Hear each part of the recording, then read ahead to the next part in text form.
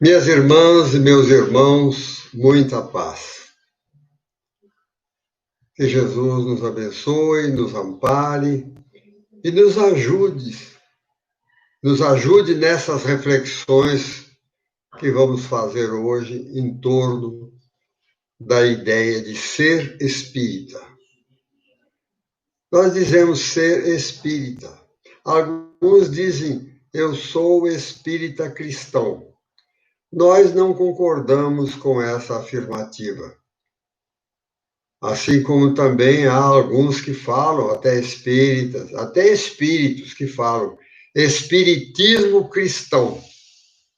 Eu, com toda a reverência que tenho, eu me permito discordar.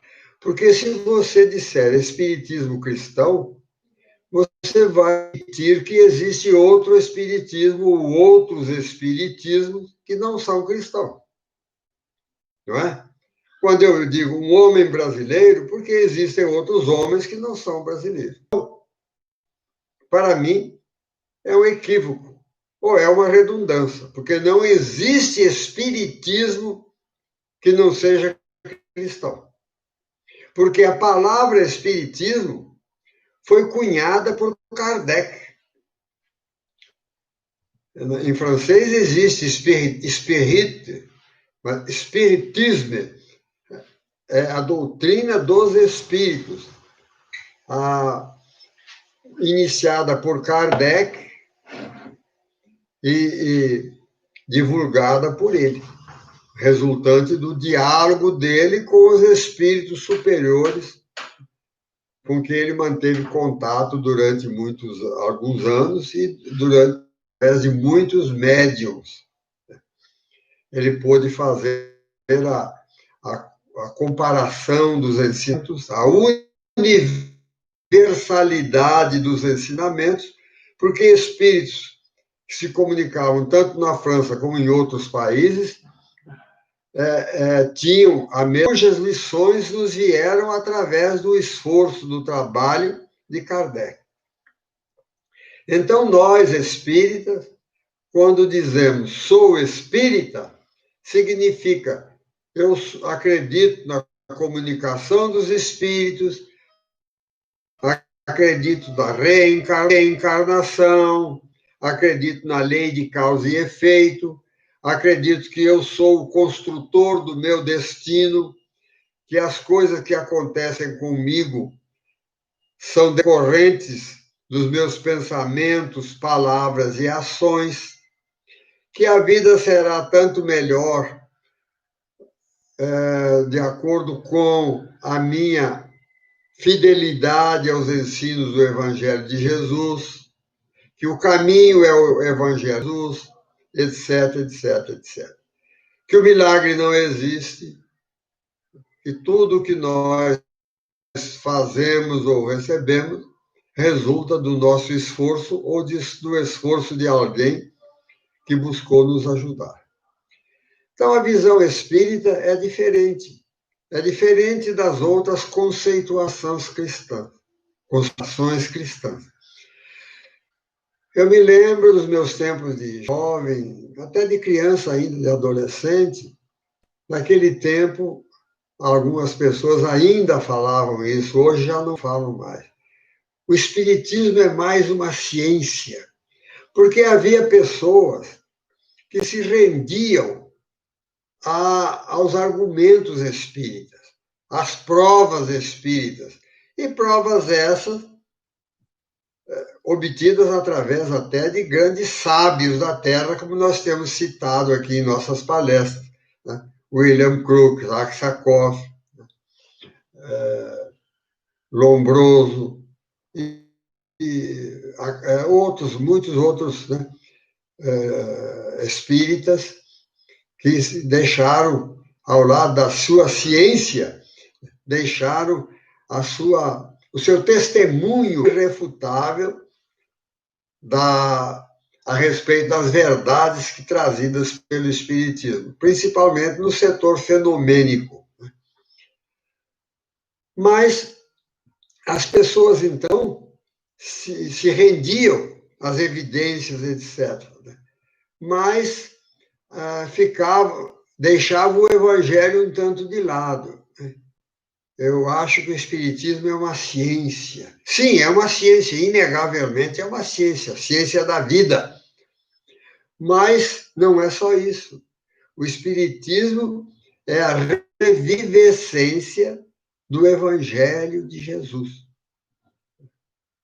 É intrínseco ao espiritismo. Por isso nós falamos agora há pouco e vamos repetir. É um pleonasmo dizer espiritismo cristão.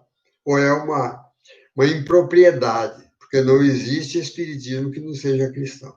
Mas essas pessoas, assim, um tanto apegadas aos seus conceitos religiosos, de outras visões do evangelho, um tanto mais concessivas, né? Porque o evangelho, visto sob a ótica de Jesus, é muito exigente. É profundamente consolador, confortador, animador e etc., mas é profundamente exigente. Faze aos outros aquilo que queres que te façam. Perdoai até 70 vezes 7. Isso aí são verdades que o Espiritismo nos traz, que não são apenas para serem repetidas dentro do centro espírita, dentro do templo religioso, não. São verdades para a vida, conforme Jesus ensinou e exemplificou.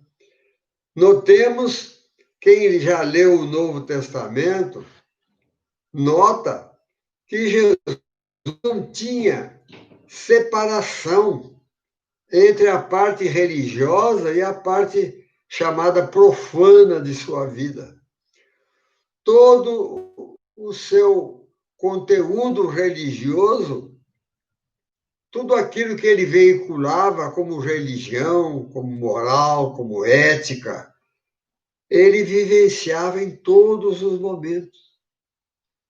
Não havia um momento em que ele falasse, bom, agora vamos parar com a vida profana e vamos nos dedicar um pouquinho a Deus, a religião. Não. Para ele, a vida era um culto a Deus eterno, completo, contínuo, sem interrupção. E é isso que ele passou para nós. Passou para nós. E é isso que nós, espíritas, humildemente procuramos repetir. Porque é espírita aquele que tem consciência espírita, que não tem a vida em compartimentos separados, a não ser nas atividades físicas. Mas mentalmente, moralmente, nós estamos sempre orientados pelo Evangelho de Jesus. Então, por isso o espírita não acredita em lugares sagrados. Templo espírita, o centro espírita, não é um lugar mais sagrado do que a rua. A pessoa precisa ter essa concepção. Centro espírita é uma casa respeitável, mas não é casa de oração. É uma casa de trabalho, de estudo, de socorro, de amparo, de aconselhamento, enfim, de tudo que você possa fazer em favor do próximo, à luz da oração. À luz da oração. Há uma diferença fundamental nisso.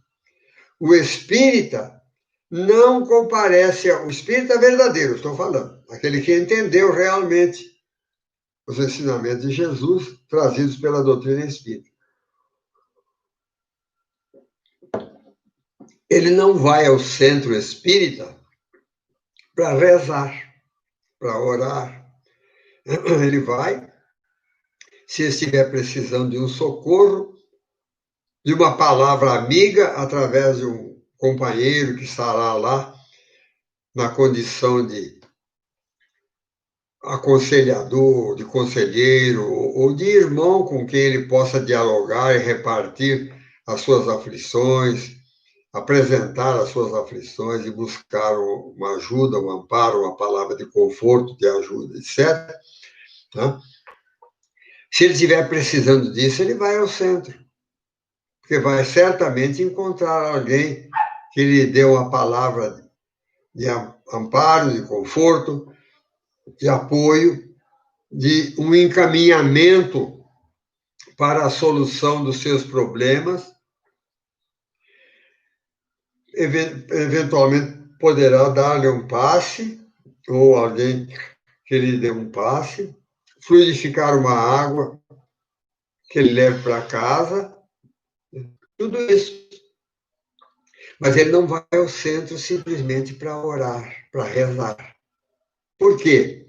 Porque temos na doutrina espírita que centro espírita não é casa de oração, é casa de trabalho à luz da oração.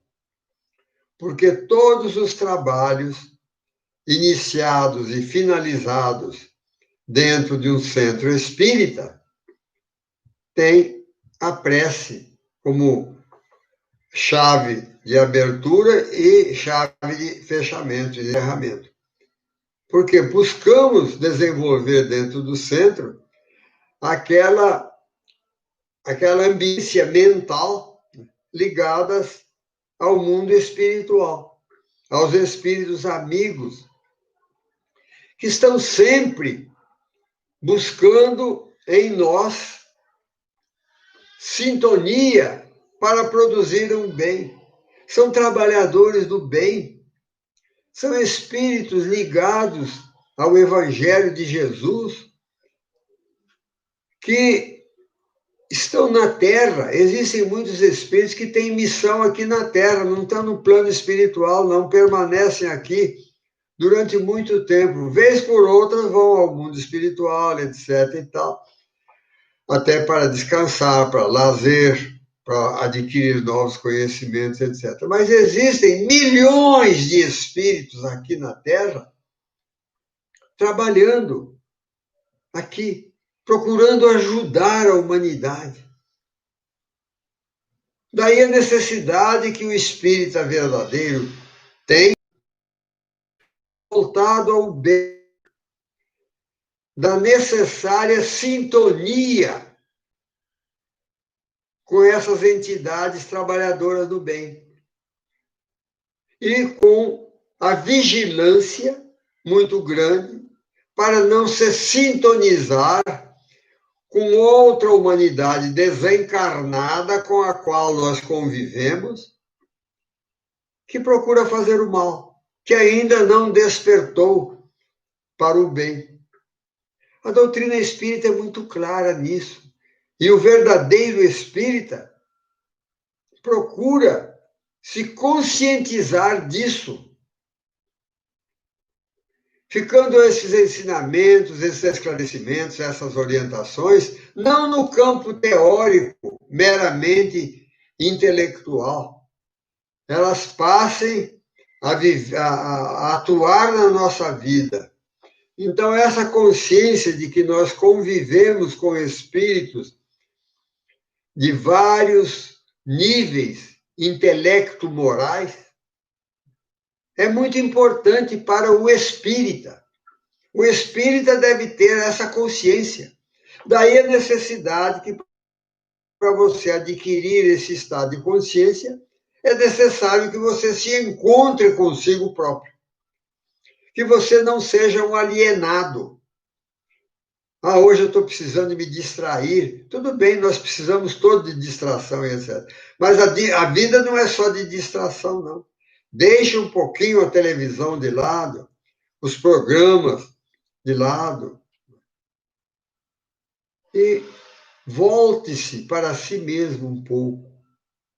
Através da oração, através da reflexão, que naturalmente fluem da leitura nobre. Porque se você lê uma página nobre de um livro espírita, você é levado a pensar, a meditar, a avaliar aquele conteúdo que você leu. E nós temos aí a literatura espiritualista mais rica do mundo. Mais rica do mundo. Eu digo espiritualista porque há muitos livros espíritas que podem ser lidos por qualquer... Porque há muitos livros espíritas que podem ser lidos por qualquer religião, porque não são livros eminentemente doutrinários, né? Como, por exemplo, essa série de Emmanuel, Fonte Viva, Caminho, Verdade e Vida, Pão Nosso, Ceifa de Luz, e outros. São 5 livros. Né? São 5 livros que trazem interpretações do Evangelho. Um pequeno trecho do Evangelho e uma interpretação de Emmanuel. São livros que cuja leitura nós deveríamos fazer de uma página todos os dias, precedendo a nossa prece noturna. Por quê? Porque à noite, antes de dormir, nós devemos deixar de lado as preocupações meramente terrenas e buscarmos nos conscientizar antes do sono que nós vamos entregar o nosso corpo ao repouso e nós vamos sair do corpo e nos relacionarmos com espíritos desencarnados que estejam libertos. A consciência maior, meus irmãos, da verdade, da libertação espiritual, está ao alcance de todos nós. É só nós pararmos um pouquinho, pensarmos que nós somos seres imortais, temporariamente encarnados, temporariamente limitados pela matéria, que você passa a ter essa concepção de vida. Então, você preparando-se para dormir à noite, através de uma pequena leitura. Esses livros, como esse que eu vou mostrar aqui, Fonte Viva,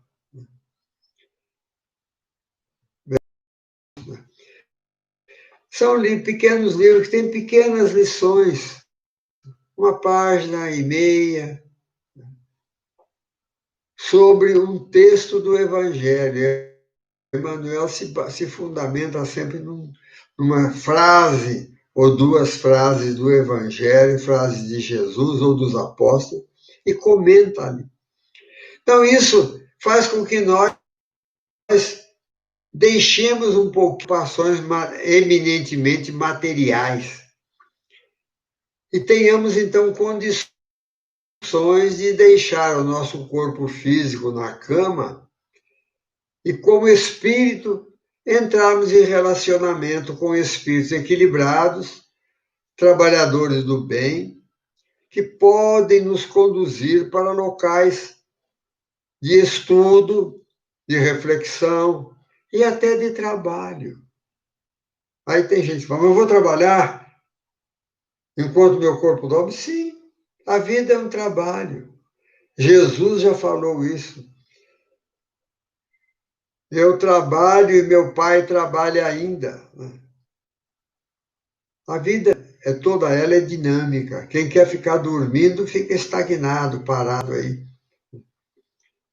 É como diz o ditado, né? Pedra que rola não cria limpo, porque se você ficar parado, você vai ter prejuízo. Então, com essa consciência maior de espírito imortal que o Espiritismo nos propicia, nós podemos, durante a noite, refazer energias, tanto energias psíquicas quanto energias físicas. Porque se você espiritualmente estiver em boa companhia enquanto o seu corpo repousa, o seu corpo será beneficiado, pelo menos com a tua não perturbação. Quando a pessoa se afasta do corpo e não fica ali perto perturbando, o corpo se refaz, a natureza se refaz. E nós, espíritos, podemos então nos enriquecer de ensinamentos ou nos enobrecer através do trabalho, da colaboração. Esse assunto está muito bem explicado no terceiro livro da série André Luiz, Missionários da Luz, a que nós já nos referimos em palestra anterior, que mantinha, o instrutor Alexandre mantinha um curso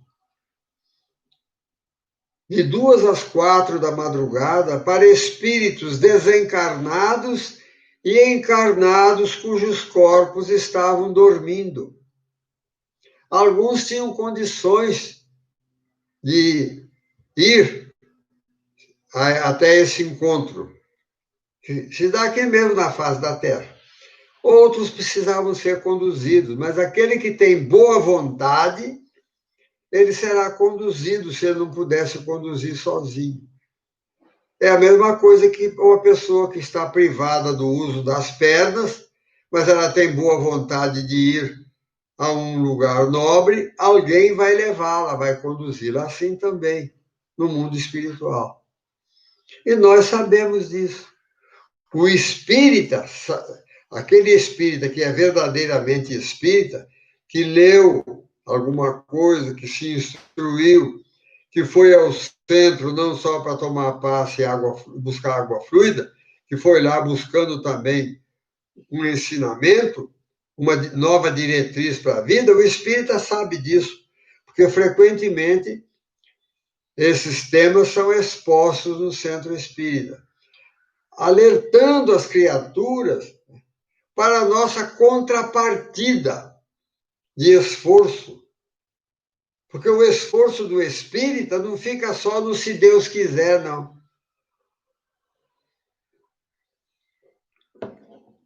Deus quer, mas é preciso que nós queiramos também.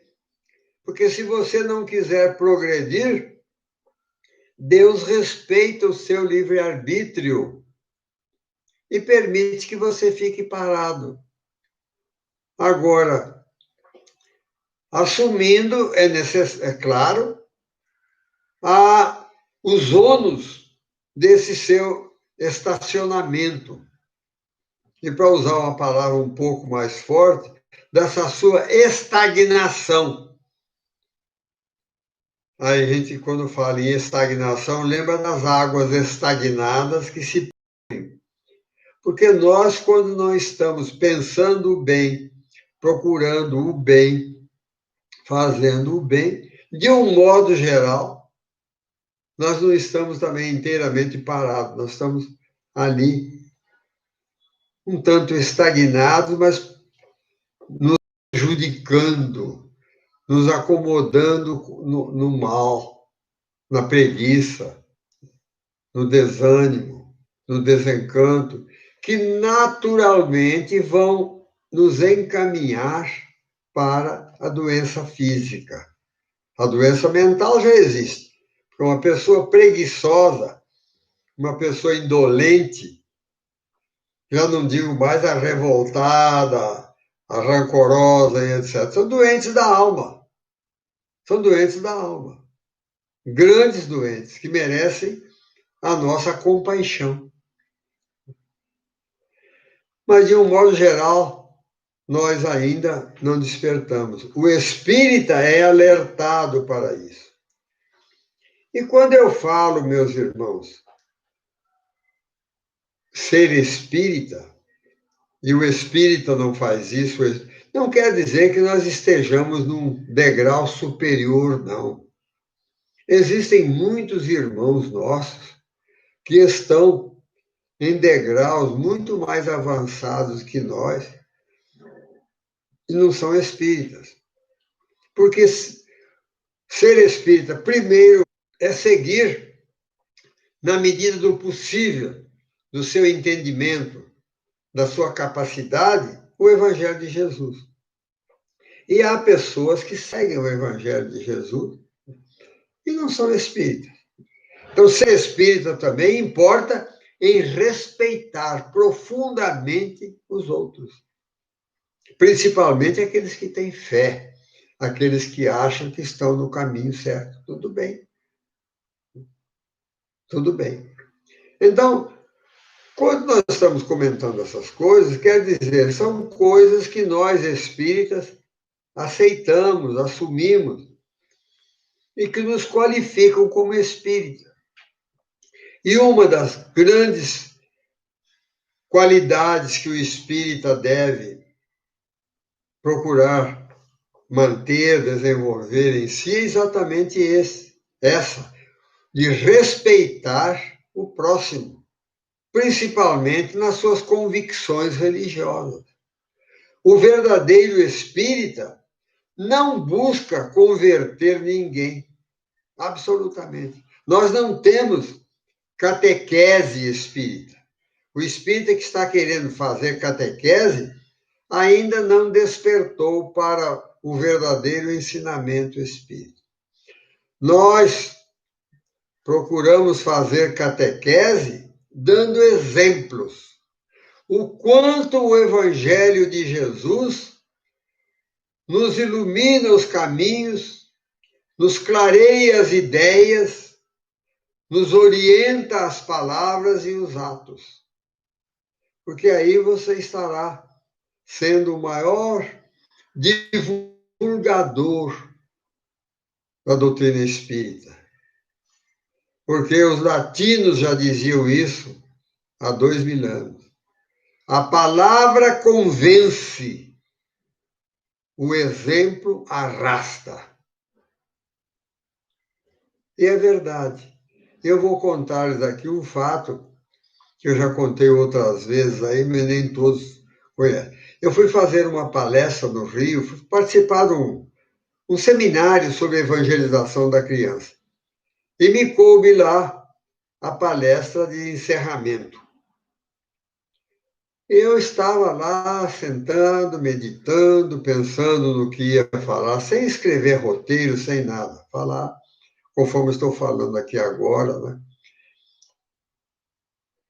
Ao correr das ideias, como diziam os antigos, ao correr da pena, né? Ao correr das ideias. Eu estava lá, então, assentado, naqueles momentos finais, me preparando para a minha palestra de encerramento de evangelização da criança, cuja figura central, principal, era Jesus. Jesus, o maior evangelizador que a Terra conheceu. E eu estava pensando em como eu ia encerrar essa palestra. Eu queria encerrar assim, de uma forma a pessoas ficarem pensando naquilo. Eu sempre falei na universidade que os espíritos superiores não dão cola, né? Não dão cola na universidade. Falei sempre isso para os meus filhos, né? E falei até para estudantes que me pediam para orar quando tinham alguma prova difícil. Professor, reza para nós, dentro da maneira dele de se expressar, reza para nós vamos fazer uma prova terrível agora. E eu falava sempre, posso orar, fazer um bom pensamento para que os bons espíritos ajudem a você a se lembrar de tudo que você estudou. Aí, certa vez, 2 alunas me olharam espantadas e disseram, ué, professor. Eu falei, ué, por quê? Você está querendo que eu peça aos espíritos para darem cola para você? Que cola, minha filha, só é dada por espíritos desonestos. E eu, tanto quanto possível, procuro não me relacionar com eles. Né? Mas é verdade, essa verdade eu falei várias vezes para os meus filhos, quando eu os levei os 5 a fazer vestibular na universidade, ao descerem do carro, eles mesmos falavam, pai, eu sei que você vai orar para a gente lembrar de tudo que estudou. Exatamente, meu filho. Mas nesse dia, estava eu a pedir cola para os espíritos, para encerrar minha palestra. Eu queria encerrar de uma maneira a levá-los a pensar e tal. Uma frase assim que deixasse, marcasse. Não por vaidade, talvez não só por vaidade, mas um pouquinho de consciência da responsabilidade de alguém que vai falar em nome da doutrina. Aí eu estava sentado e ao lado havia um Novo Testamento, um exemplar do Novo Testamento. E eu abri ao acaso, como a gente costuma falar.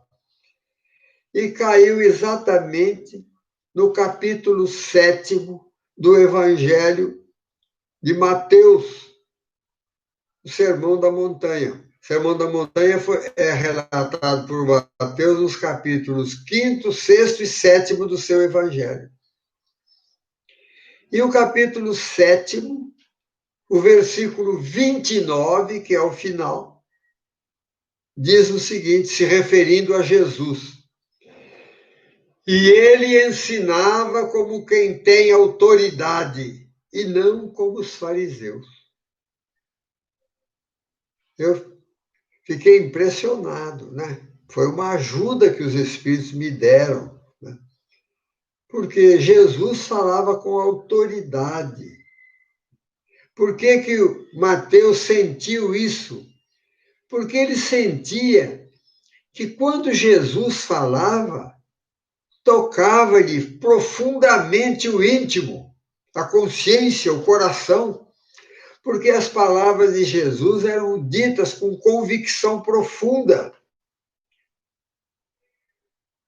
E eu, então, encerrei, né, com a palestra dessa forma. E ele falava como quem tem autoridade, e não como os escribas, os fariseus.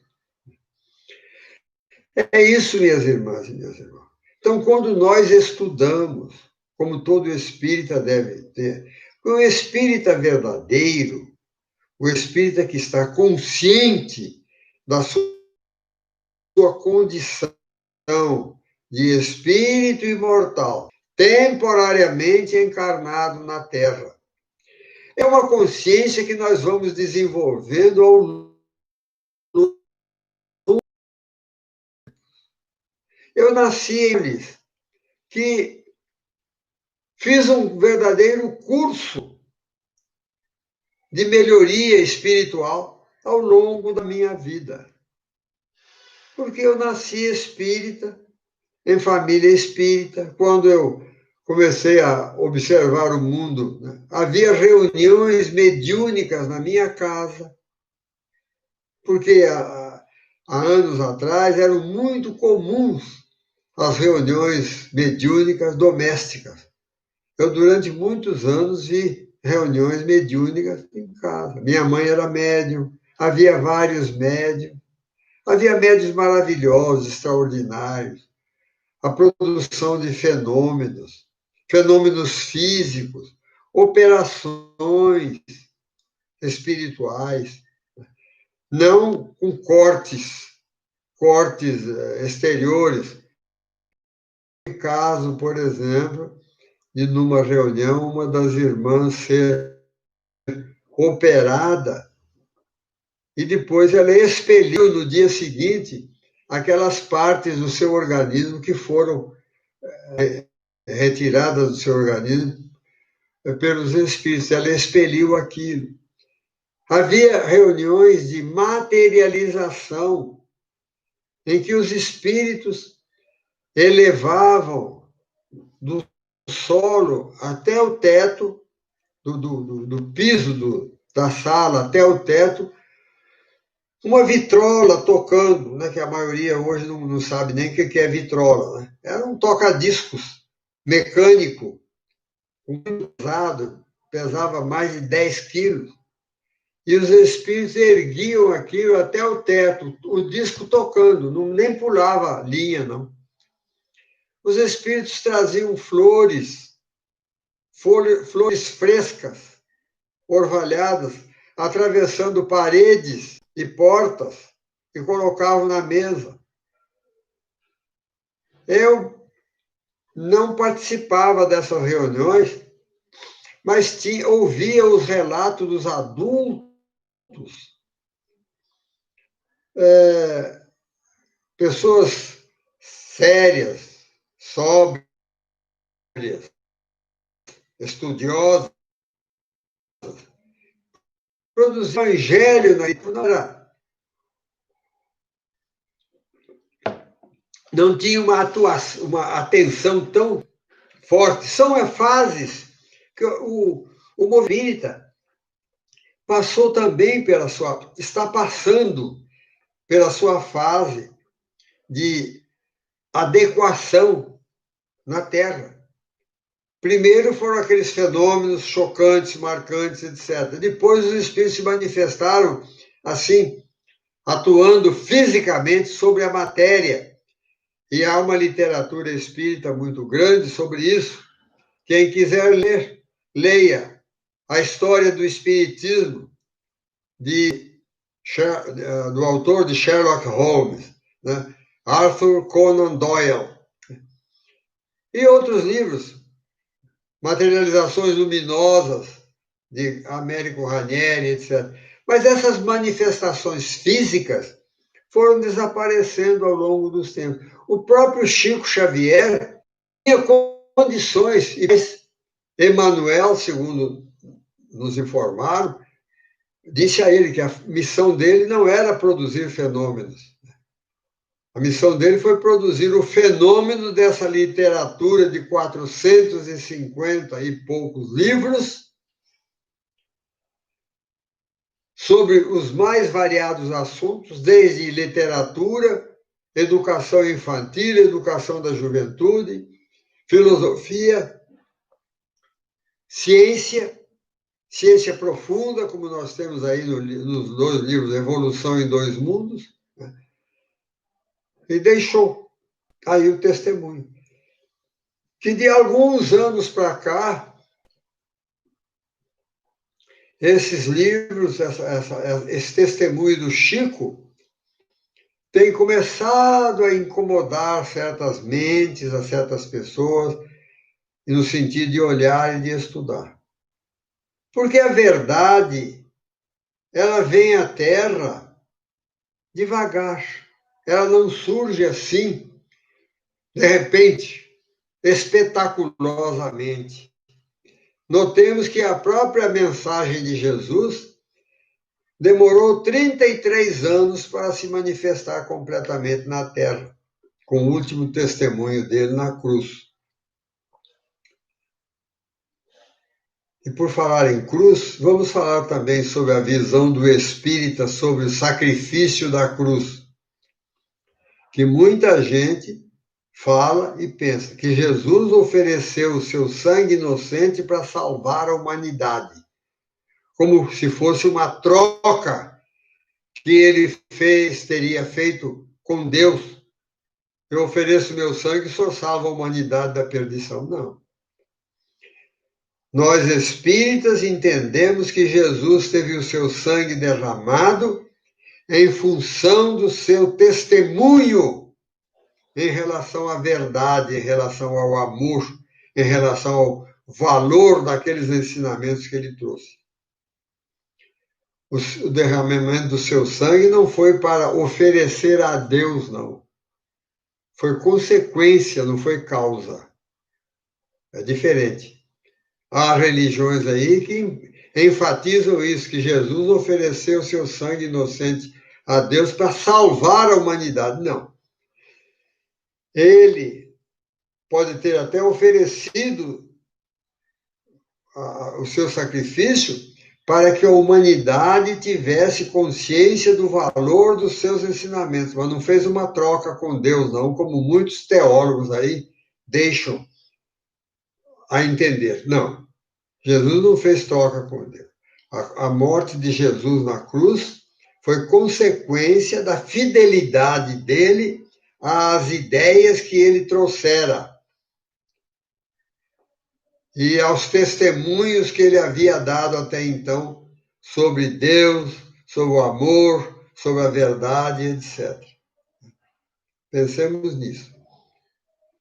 Então, O espírita tem essa visão. Jesus é o nosso mestre, modelo e guia. Nós devemos buscar seguir-lhe os ensinamentos na medida das nossas forças, não desanimando quando nós não conseguimos alguma coisa, porque nós não temos ainda a estatura espiritual dos grandes espíritos que a Terra conheceu, que também não aprenderam aquilo numa encarnação só. Temos de ter consciência disso. Quando você vê uma figura como Gandhi, que pregava amor aos ingleses que estavam matando os seus compatriotas, orai pelos que vos perseguem e caluniam, como disse Jesus. A mensagem de paz e de amor trazida por Francisco de Assis, pela Madre Teresa de Calcutá, pela irmã Dulce, por Albert Schweitzer, que deixou os salões iluminados da Europa para ir para a África, como médico para tratar de africanos leprosos. Mas essa perfeição, minhas irmãs e meus irmãos, não é alcançada numa encarnação. O verdadeiro espírita sabe disso. E tem paciência também consigo próprio.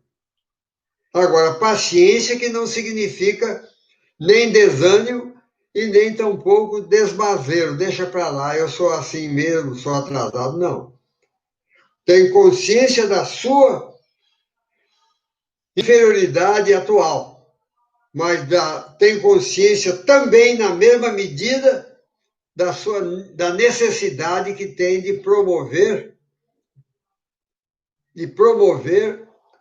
a sua reforma íntima, de buscar empenhar os seus esforços no sentido de melhorar-se a cada hora que passa, a cada momento que passa. E quando você olha para trás, você vê realmente se você se integrou nos ensinamentos da doutrina espírita, se integrou principalmente no Evangelho de Jesus, explicado à luz da doutrina espírita, e olha para trás, você fica satisfeito. Eu, pelo menos, fico satisfeito, o quanto eu progredi. Aí tem gente que fala, mas ô velho vaidoso, acha que progrediu. Eu não acho, não, eu tenho certeza. Porque vocês não me conhecem o que eu era antes de, embora espírita, adotar como cartilha de procedimento o Evangelho de Jesus. É muito importante.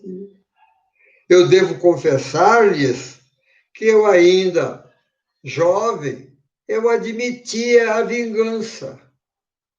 Achava que podia colaborar com Deus, dando uma pancadinha no seu filho para que ele pegasse o caminho, né?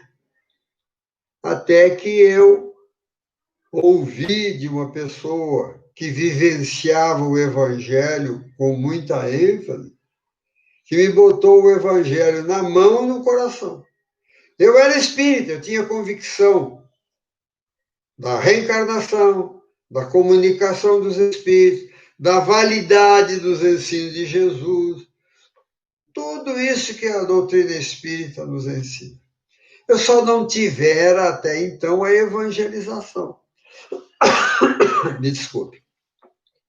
Porque eu não frequentei a evangelização da criança, que não havia naquele tempo. E essa é uma mensagem para os evangelizadores, para os pais espíritas. Se você é pai espírita, você só será um espírita completo se você estiver empenhando seus esforços no encaminhamento dos seus filhos para o Evangelho de Jesus, para a doutrina espírita. Você vai falhar se você não fizer isso. A evangelização da criança é o setor mais importante do espiritismo no mundo. Por quê? Porque busca o espírito recém-encarnado que se propôs a uma melhoria através de uma nova etapa na Terra, você dar-lhe desde cedo diretrizes, ou às vezes dar-lhe opções de corrigir-se de defeitos que ele traz para serem corrigidos na encarnação, muitas vezes corrigidos de maneira dolorosa, e você vai então dar-lhe uma orientação, um roteiro seguro para ele caminhar no bem. Então, ser espírita inclui também a consciência de pai e de mãe de encaminhar o filho para o espiritismo, de dar ao filho as luzes que você já recebeu também. Com muita veemência, com muita quentura, como dizia o nosso saudoso Edson Mega, grande evangelizador espírita. O Mega falava, o evangelizador verdadeiro tem que ter quentura. Essa palavra me marcou muito. Ele dedicou a sua vida, grande parte da sua vida, à evangelização da criança. Ele, Isaltino da Cílio, Joaquim de Melo Costa, Jaci Neves, e Lourdes, e muitos outros, Alberto Pavan, e muitos outros espíritas que fizeram esforços nesse sentido. E eu falo que pai espírita, verdadeiramente espírita, está profundamente empenhado no encaminhamento do seu filho ao espiritismo, através da aula de evangelização, através da frequência a pré-mocidade e a mocidade espírita. Olhar com zelo.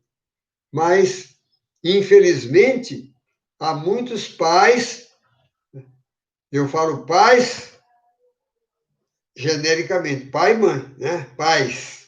Não são só os representantes masculinos da espécie, não. Principalmente as mães. As mães têm muito mais condições e moral e interesse em encaminhar os filhos para a evangelização. Porque o homem é um tanto mais materialista, de um modo geral. E a mulher cumprindo esse papel de evangelizadora, porque a primeira evangelizadora é a mãe. Levar para a evangelização. Eu volto a dizer-lhes, eu não tive evangelização. No meu tempo era catecismo espírita. Não havia esse estudo profundo que se tem até de psicologia infantil que nós temos hoje. Evangelizadores que estudam psicologia, pessoas que vão dar aulas de psicologia, para você fazer uma abordagem mais eficiente para a criança, para levar os assuntos evangélicos à criança, lidar com a criança, porque a gente não recebe só anjinho lá, né? Se reencarna na Terra, de um modo geral, está precisando ainda de prosseguir a sua evolução. Conforme está lá no Livro dos Espíritos, na questão 383. Qual a utilidade para o espírito de passar pelo estado de infância? Porque tem gente que fala, por que eu já não nasci grande, já com conhecimento? Que eu preciso? Os espíritos respondem, reencarnando com o objetivo de se aperfeiçoar, o espírito é, nessa fase, mais acessível às impressões que recebe, competindo aos pais a responsabilidade de encaminhá-lo. Na verdade, nós sabemos que a criança não é uma massa amorfa que você possa modelar a sua maneira de... É uma massa assim, um tanto quanto mole, mas tem uns caroços no meio que você precisa acomodar. Né? Mas a verdade é que se você não aproveita a fase infantil para dar ao seu filho ou aquela criança que estiver sob a sua sua proteção, sob seu cuidado. Dar-lhe desde cedo as noções do Evangelho de Jesus, à medida que ele cresce, vai se tornando mais difícil. Às vezes é preciso que ele seja socorrido pela dor para que ele receba as lições que não recebeu pelo amor. A vida é muito sábia, meus irmãos, muito sábia. E nós temos de caminhar, porque progredir, como diz Kardec lá, né? Progredir sempre, tal é a lei. Nascer, renascer ainda, nascer, morrer, renascer ainda, progredir sempre, tal é a lei. Essa frase de Kardec, né, deve sempre nos lembrar. Então, somos espíritos que estamos em constante progresso, estamos caminhando para a angelitude, mas os passos deverão ser dados por nós. Essa consciência do espírito. Por isso eu falei no início dessa palestra, vamos conversar como espírita. O que é ser espírita? Ser espírita é você caminhar na vida com a consciência de que você é o autor do seu destino, que o seu destino está em suas mãos. Deixar um pouquinho de lado esse se Deus quiser. Deus quer o melhor. Quer que você trabalhe, que você progrida, que você colabore com a vida, seja fraterno, amoroso, amigo, grato, leal, tudo isso. Agora, tudo depende da sua decisão, porque o livre-arbítrio é nosso. Deus nos deu o livre-arbítrio para nós prosseguirmos. Então, voltando a falar sobre a criança, que eu aproveito que ser espírita, principalmente para os pais, uma das características dele ser espírita é o esforço que ele faz no encaminhamento dos jovens, da criança e do jovem. É a atenção que ele dá à família, ou melhor dizendo, às criaturas que estão sob a sua orientação na Terra. É a fidelidade com a doutrina espírita, com Jesus, com que ele procura fazer o culto do Evangelho no lar. E agora, principalmente agora, nessa fase de reclusão pela qual nós estamos passando, é muito importante nós estabelecermos essa prática em casa, que muitas vezes fica deixada de lado, para a criatura parar. Ah, não, vou começar a semana que vem, vamos começar o mês que vem, estou começando agora, o neném está pequeno ainda e a gente tem muita dificuldade. Não, não. Quando no lar você faz, a senhora faz, minha irmã, com o neném no colo, dando mamar, trocando fralda se for preciso, não tem problema nenhum, os espíritos não se aborrecem com isso, não. E você trocar a fralda do neném no momento que está falando em Evangelho de Jesus, não, porque Jesus também foi criança, teve fralda, teve as fraldas trocadas, etc. Jesus deu o maior exemplo de beleza, de vida que nós temos. Então, a hora de você reunir a família. O verdadeiro espírita é aquele que, além das pelo menos 21 vezes por semana que se assenta à mesa para as refeições, café da manhã, almoço, jantar, há uns outros mais à tarde, tem uma ceiazinha à noite, são só no salário mínimo, só aqueles que se reúnem 3 vezes ao redor da mesa para a refeição, reunir-se uma vez por dia, 7 dias por semana, à mesa, por meia hora ou uma hora. Na minha casa sempre fizemos 1 hora de culto. Você faz uma prece, você ler uma página desses livros que eu falei aí, qualquer livro espírita, leia.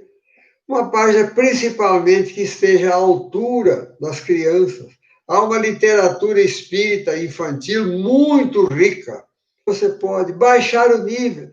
Não importa que você passe 1 hora, minha casa nunca fizemos culto de meia hora, era sempre 1 hora. Você passe 1 hora falando de coisas infantis, falando de florzinha no campo, de Jesus que é o jardineiro, conforme tem uma música que é cantada, o jardineiro é Jesus. Não importa. Grandes espíritos estiveram na Terra reencarnados como crianças. E muitos espíritos nobres estarão presentes ali, olhando a beleza dessa lição e a beleza que você tem de descer dos seus degraus de vaidade e conversar com naturalidade com uma criança, falando de Jesus, falando do bem, do amor aos animais, do respeito à natureza, do respeito ao próximo, da reencarnação. Você vai criando nesse espírito uma verdadeira consciência espiritual, uma verdadeira consciência de espírita. Mais tarde, quando alguém perguntar qual é a sua religião, eu sou espírita, ele fala com conhecimento de causa. Ele fala sabendo por que é espírita, como age um espírita. Isso está ao nosso alcance, meus irmãos. Você pode não ter dinheiro para pagar, ou a senhora, né? Porque não é só o homem.